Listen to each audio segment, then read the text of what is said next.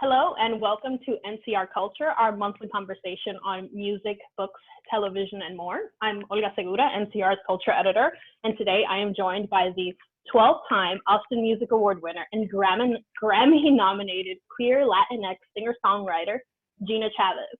Welcome to NCR Culture, Gina. Hey, thanks for having me. So excited to be with you. Of course, me too. I'm really, really excited to be chatting with you. I first became familiar with your work after a colleague, Madeline Davison, profiled you for NCR last year. And your music and lyrics are super powerful and super genre blending. And I really love the social justice themes in many of your songs, especially the 2020 EP, La Que Manda.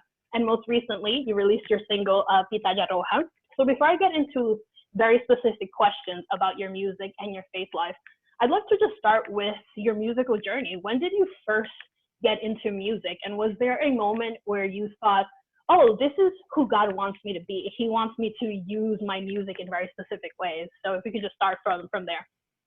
Sure. So the whole story is a little long, but I think that the highlights, I always loved to sing since I was a kid. Grew up here in Austin, Texas, half Mexican, half Swiss German. Didn't really grow up with my Latin roots, but always felt drawn to like that part of my heritage. But yeah, I grew up here in Austin. I had really great public schools. And so in middle school, I got into choir. I like to call it the pre-glee years before choir was cool. Uh, Choir was definitely not cool. I kind of fought it. I was like, there, it's for nerds. And, and then I got into choir and kind of realized pretty quickly that I was like, oh, I'm kind of good at this. And I'd always been in art and loved art, but sucked at art.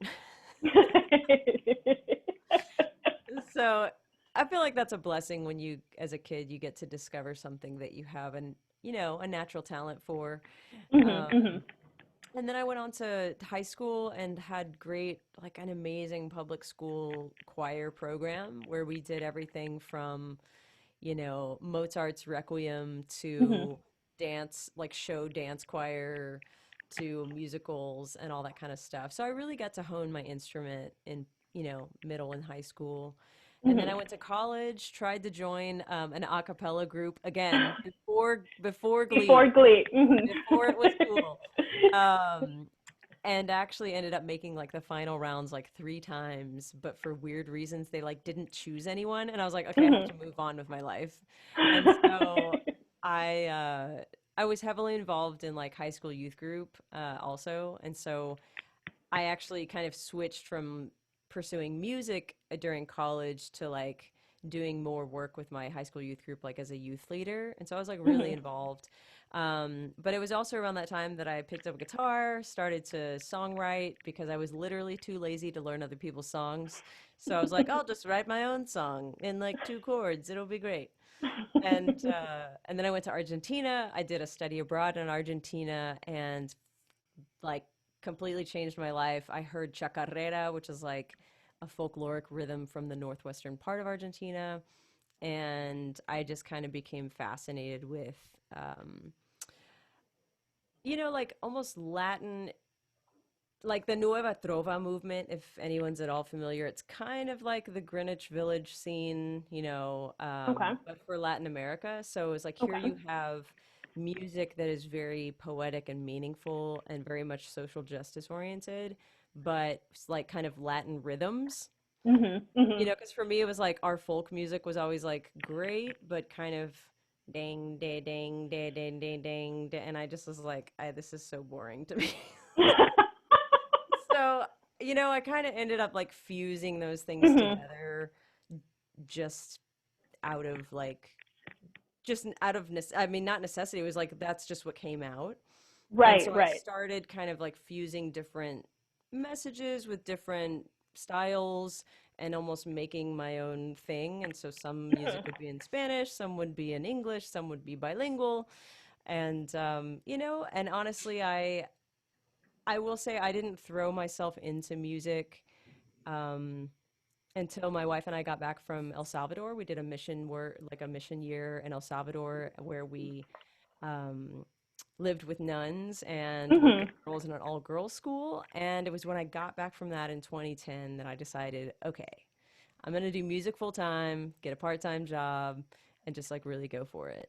Right, right. And I love hearing you describe sort of how your music is a blending of like very Latin sounds with really, really social justice minded lyrics, because that's one thing that once I started listening to your music, it really, really spoke to me, because it felt like, oh, this sounds like I was born in the Dominican Republic. So it felt like a lot of the sounds in Latin America that I had grown up listening to, but with lyrics that I come from the Dominican Republic, which is also extremely chauvinistic, extremely patriarchal. So to hear that sound with your lyrics was just like, oh my God, this is like what I've been waiting for my whole life. And especially like, I really love in the first track of your 2020 EP, La Que Manda, I love the lyrics in there, because that was really me listening to it. I was like, oh my God, this is like resonating with me so deeply. So I just want to like read some of the lyrics, and I'll read them in Spanish first, because I just feel like we have to read them in Spanish, and I'll just sort of translate them really, really quickly. But the first track alone, you sing, si alguien te pregunta de qué yo soy la que manda. Solo hago lo que quiero, no lo que pienso que debo. Antes caminaba con miedo, antes esperaba permiso. Antes miedo mis palabras. And I hope I'm not like sort of butchering that, because I'm very like nervously and excitedly reading it. But this is basically like for our non-Spanish speakers, if someone asks you who I am, just say that I'm essentially the boss, that I am doing what I believe, not what I'm told to do. And before I used to walk with fear, now I walk with permission and purpose. And I love that, because I identify as a Black Catholic immigrant, and just that, I feel like you speak so deeply to what it means to be a creative in the spaces that we occupy, and what it means to know that you've been censored for so much of your life, but also finally arriving at the point where you're like, you know what? I can be this really, really great badass musician, and I can talk about these lyrics. So what's the creating process like for you? Like, what headspace? I know this is kind of like a very general question, but like, what is this creating process like for you, especially with lyrics like this? So I'm trying to remember when I came up with La Que Manda. I can't ever actually remember, but it was one of these things. So I will say I'm not a musician who tends to be, I don't like think with a marketing mindset. It's like I love that. I more just create what I'm going to create. And that's great. It's hard though on an industry side. Like, and so once I decided the album was going to be called La Que Manda, I was like, okay, we have to have a title track that is fire. Like, you can't have you can't have an album name like La Que Manda and not have a title track that just punches you in the face. Right. And so this was actually right before quarantine. So I had recorded Ella, which was the first single off the album, in New York in February of 2020. And at that point I had 4 songs, which on an album that was supposed to be like 10 to 12 songs. Okay. And then shutdown happens, and I had started writing the title track while I was in New York with this amazing songwriter from Puerto Rico, and her name is Andrea Corona. So she was my co-writer. While we were recording Ella, she and I ducked out in the studio for like a couple hours, and I just kind of like riffed. I was like, dude, I want this song to be about like, I'm the woman and I'm the boss, like, and so I literally was just like, I'm not a native Hispanohablante, and so for me, writing in Spanish is definitely like a push-pull.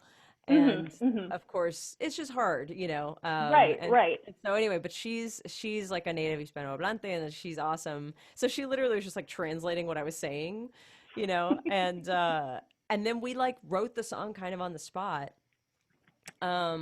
We finished it up over Zoom, and then I got into the studio here in Austin during quarantine and cut the vocals, and we pretty much did the track in the studio. But I will say the whole point of this is that I tried recording it like the same melody that we had originally used, like that Andrea and I had originally used. And tip for all the musicians out there, there's a super dope app called Afro Latin Drum Machine. Whoa. Yeah, it's super cool. Wait, let me see if I can open it again. It's got like a cool little, oh wait, oh, it went away. Anyway, so if you're looking for like a cool like drum track, hopefully.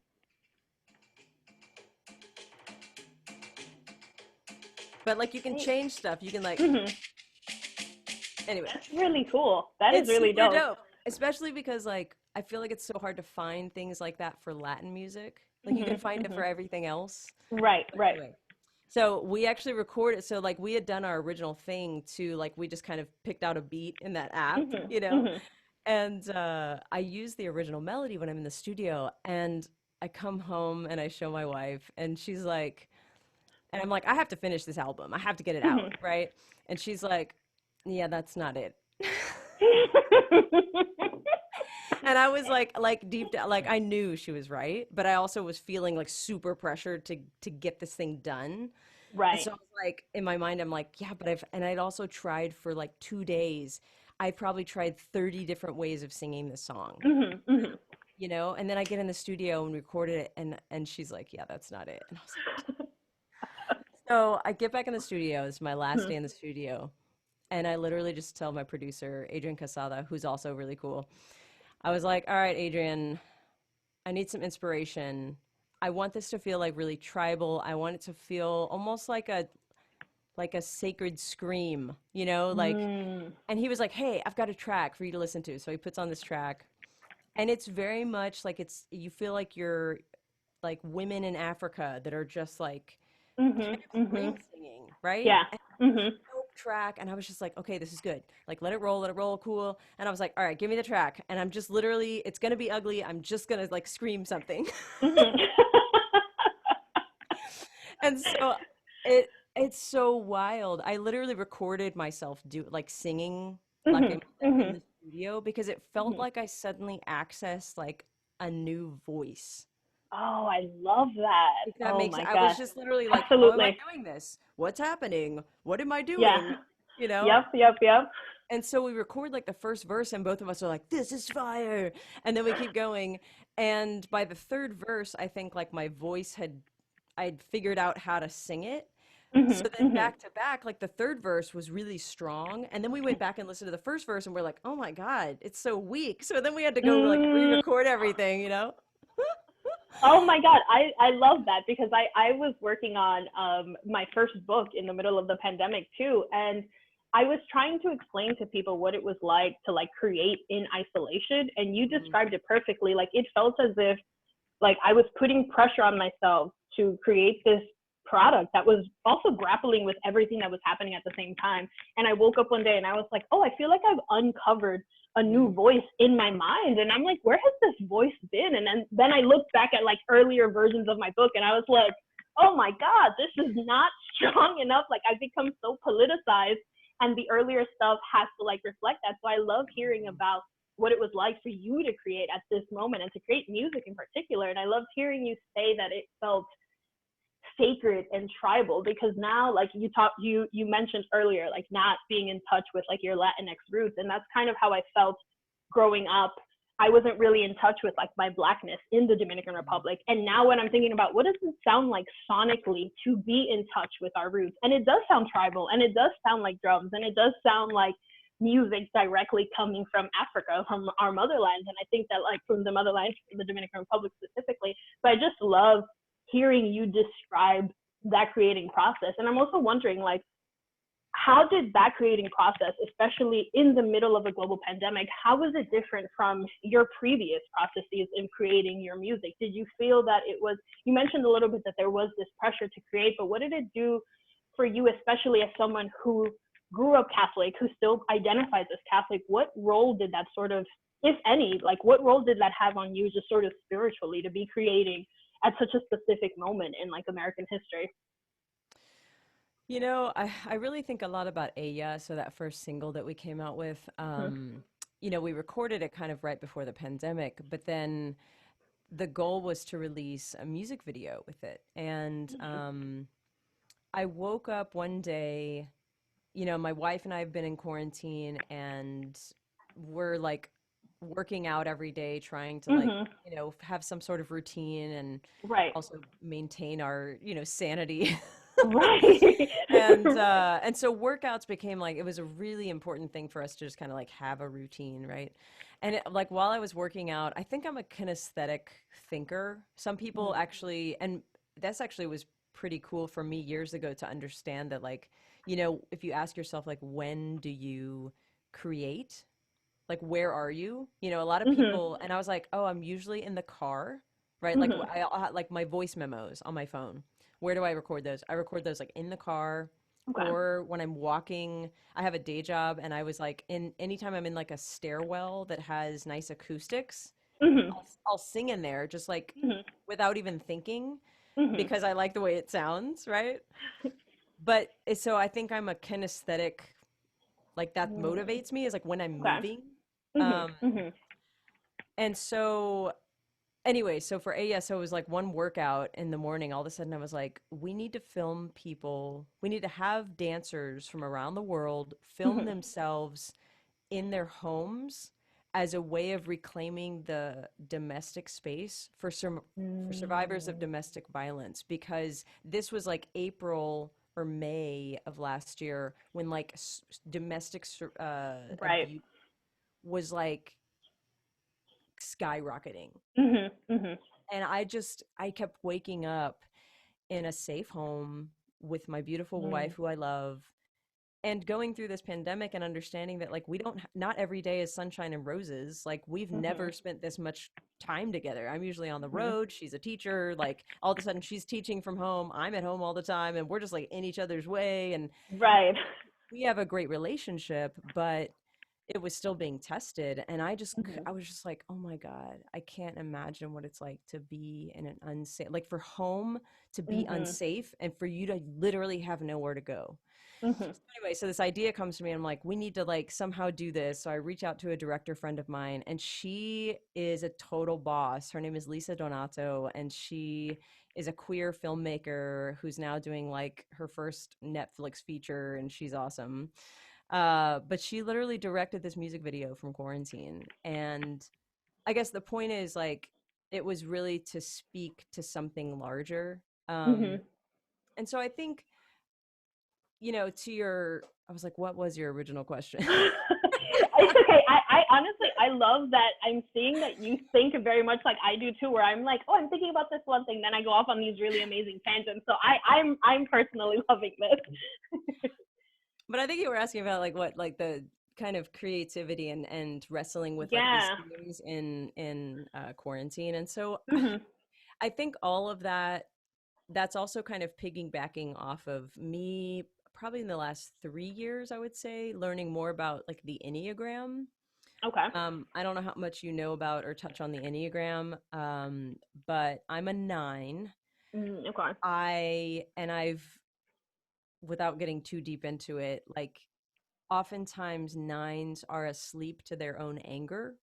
Like Okay. we're the type that's like we're in the anger triad.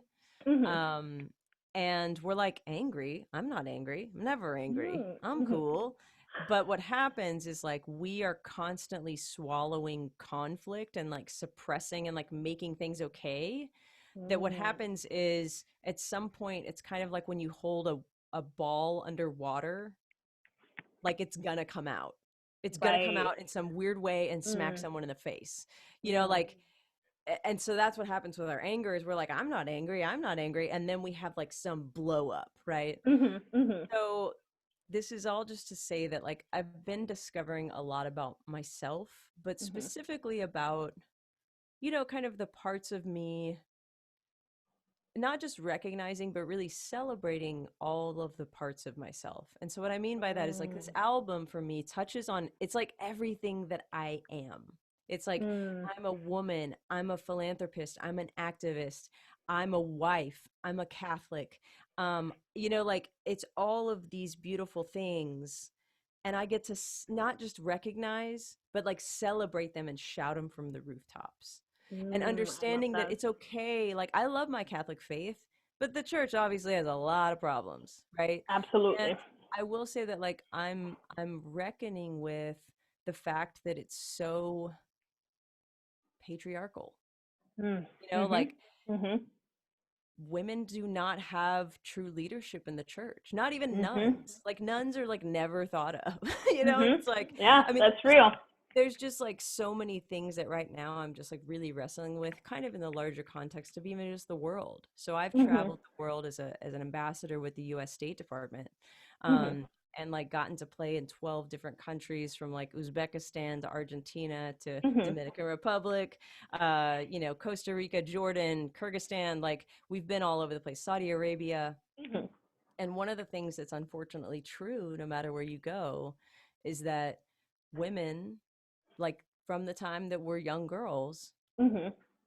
you're taught that, if a young girl speaks up, Mhm. she's Mhm. called, Mhm. the things she's called, right? Yep.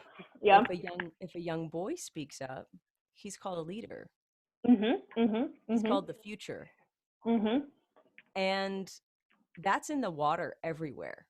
Mhm. Everywhere. I would say that Mhm. is probably one of the most universal truths Mhm. of Absolutely. our societies, which is so Mhm. sad. Like our societies are so varied and different in so many ways, but that is like kind of fact anywhere, that if Mhm. you're a Mhm. woman, you're second class. And Mhm. then of course if Mhm. you're a woman of color, if you're a queer woman of color, if you're like all the other layers, right? Right. Right. Right. Right. Right.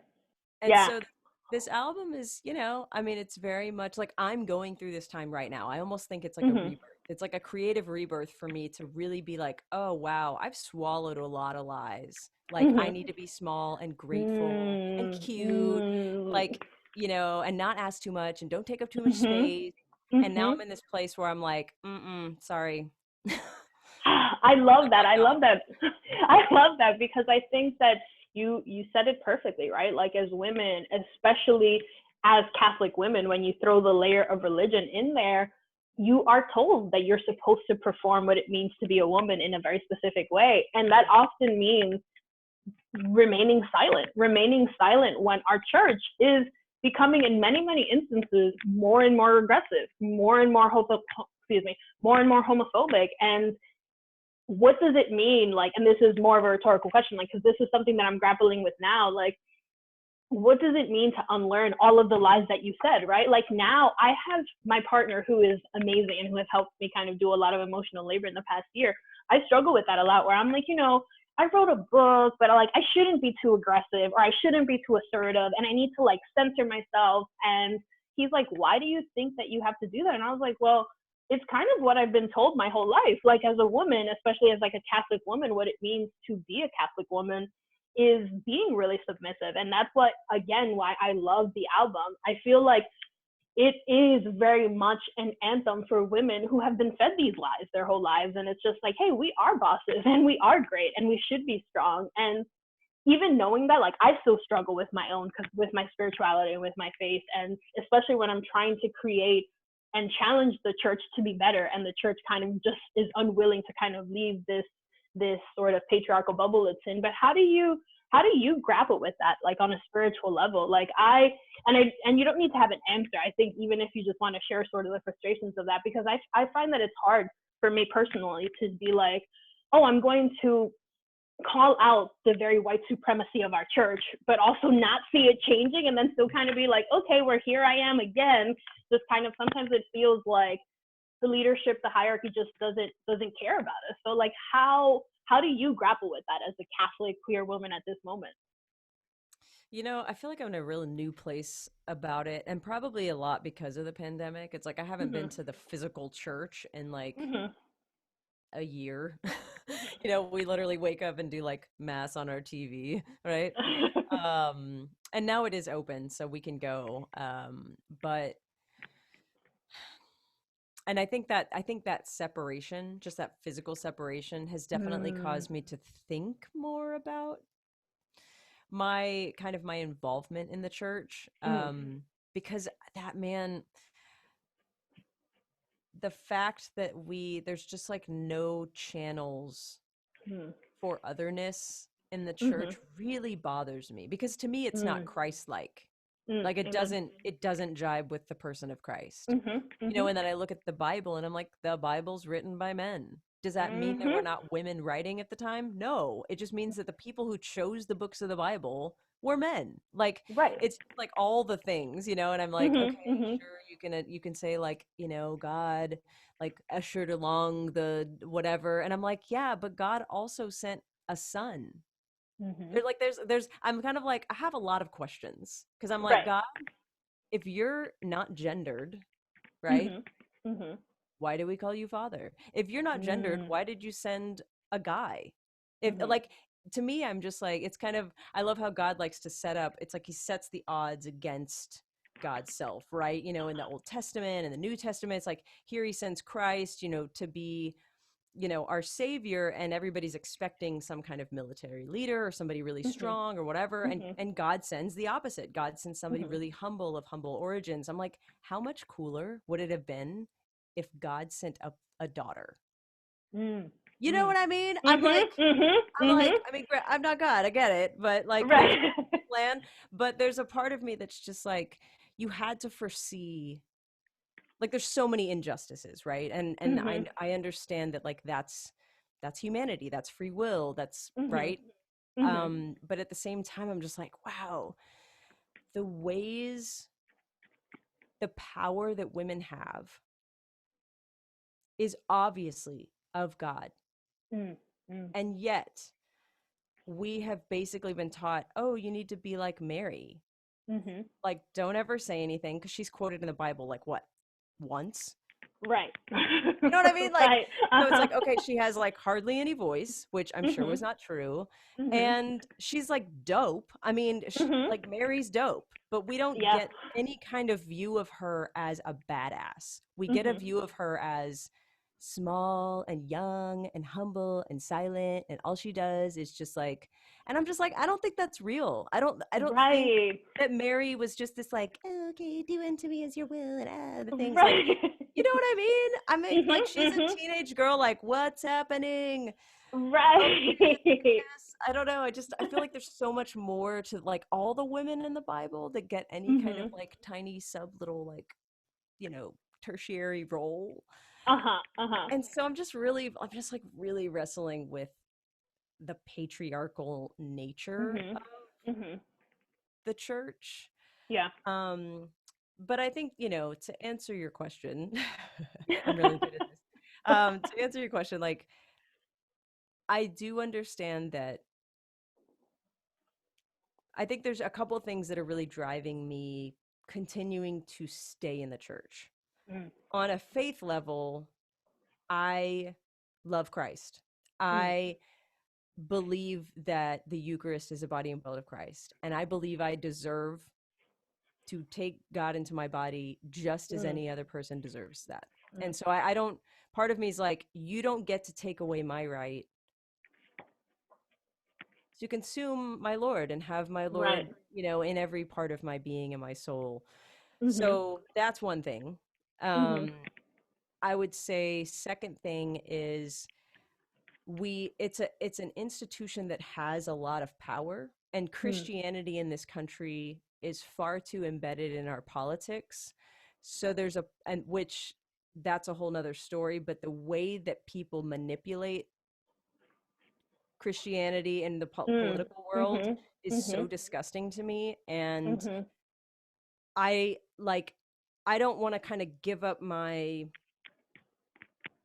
ability to speak as a practicing Christian, to say, Mhm. okay, we want to talk about Christianity, let's go there. You want to talk about right Right. to life, let's go Mhm. there. Like, as a Christian, and so it's like there's a part of me that understands that just that platform alone, being able to come Mhm. from it and say, hey, I'm a practicing Catholic, let's talk Right. Christianity and like what that really Mhm. means to live it out. Mhm. And then you can't change an institution or a community when you're not in it. Mm. Mm. Yeah, I love that. I love that. Thank you so much for sharing that, because I'm thinking about the point you made earlier where like there aren't really sort of other channels outside of the church that aren't very much like enmeshed in the very patriarchalness of the church. And I love that.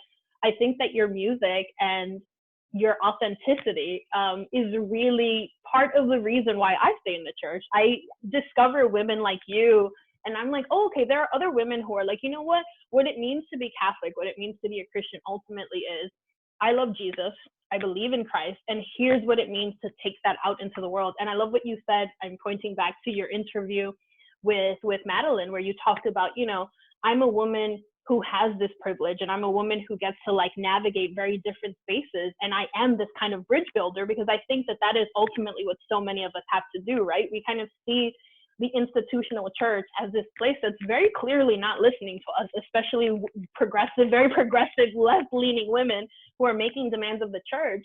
But here's how this church is not listening to us. But here's how we're all getting really frustrated and kind of doing our own thing. And that's what makes your music and your lyrics in particular really, really profound to me, and really, really spoke to me. Because I know even in Aja, I think it's in Aja, you have this line where like, even the church remains silent. And I'm like, oh, that is so true. Like the church also remains silent in like so many aspects, even with so many of us being like, hey, can you guys talk about abolition? Can you guys talk about white privilege? And they're just like, no, no, no, we're going to talk about abortion and denying people communion. And it's like, that is really, really frustrating. But I find hope in like Catholic women like you who are like, actually, Mary was more of a badass than we realized. Like, here's how we should be thinking about the gospel. Here's how we're engaging with the gospel. And this is less of a question and more just like, I think you're doing a lot of that work that is already missing in the church, because I think this is what keeps me in the church, women who are helping me really to think about what it means to live out the gospel. And this is my last question before I let you go with this, is sort of how has the past year, and I guess we kind of touched on this a little bit more, but how has your lyrics I've read are very social justice themed, and you described how you're a philanthropist and an activist. Has the past year, or has 2021 alone kind of pushed that to new heights? I know me personally, I'm like, okay, I called myself an activist before, but now I'm like, oh no, now I have to like do that work every single day, and I have to like think about what it means to create, with that being like knowing that my vocation is now, how can I help people think about what it means to be like a fully liberated church and a fully liberated country? And how have you been impacted, and where do you see your music going from here after everything that we've kind of experienced this past year? I almost, when I hear you ask that question, you said something earlier. I'm not sure if this is the word you used, but it's something I've been thinking about a lot. The idea that you have to kind of like deconstruct or like unlearn. There's a lot of unlearning Yeah. happening, Mm-hmm. because nothing's a light switch, right? It's like you have Mm-hmm. some kind of epiphany, and then it's like you still have the same old habits, right? Right. So it's kind of a constant, it's a constant growth and, Mm-hmm. back and forth. Mm-hmm. But the point is, like, I feel like that's a lot of the work that I'm doing right now. And even in songwriting, I think a Mm-hmm. big part of it is really accessing my heart. If I'm honest, like I Mm-hmm. love the music I've written. I'm actually really proud of like all the music I've put out. Mm-hmm. But only recently have I started to really understand what it means to write from my heart and not my head.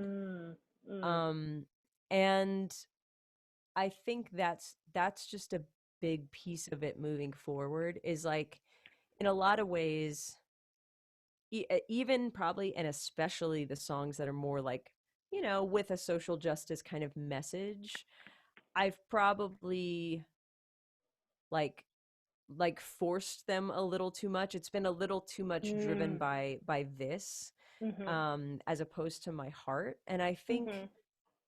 I think part of the work is like, it's more just about life. It's not like, yes, I love to have conversations and really dive deep. Like I want to go toe to toe with, let's talk pro life. Like, let's dig into it. Like, I Right. love Right. doing that. And at the same time, I feel like music, you've got to be careful, Mm. like you've got to, like you can write a song that's very like obviously we're like Right. we're social justice advocates or whatever, and it's kind Mm-hmm. of like it's kind of cheese, right? Mm-hmm. Mm-hmm. whereas Absolutely. whereas the songs that really change you and really like sink into your heart and maybe change your point of view on something, they're probably just about love in some Mm. level, you know what I mean? And so it's Mm-hmm. less, I feel like it kind of has to come from here. In order to Mm. really change hearts, you've got to Mm-hmm. come from your heart. Mm. And so I feel like that's kind of where I'm at now is learning how to like actually spend time with my heart, which is Mm. really hard for me. It's like I have run away from songwriting my entire career because I'm scared to just like be alone in a room Mm. with my heart on the table. Mhm. And Mhm. in a lot of Mhm. ways, like that's the work of a creative. And that's the Mhm. greatest creatives out there are the ones who Mhm. did that. They're the ones who literally just like pulled it out and you're like, Right. and Absolutely. yeah. And so like, and I feel like I am really proud of the music I've created and I love Mhm. it. Mhm. But I also, it's almost like there was like almost like pre-COVID Gina and like Mhm. post-COVID Gina, you know what I Mm. mean? Yep. Yep. And Yep. For sure. I'm a baby in post-COVID Gina. Oh my God, I love that. I love it.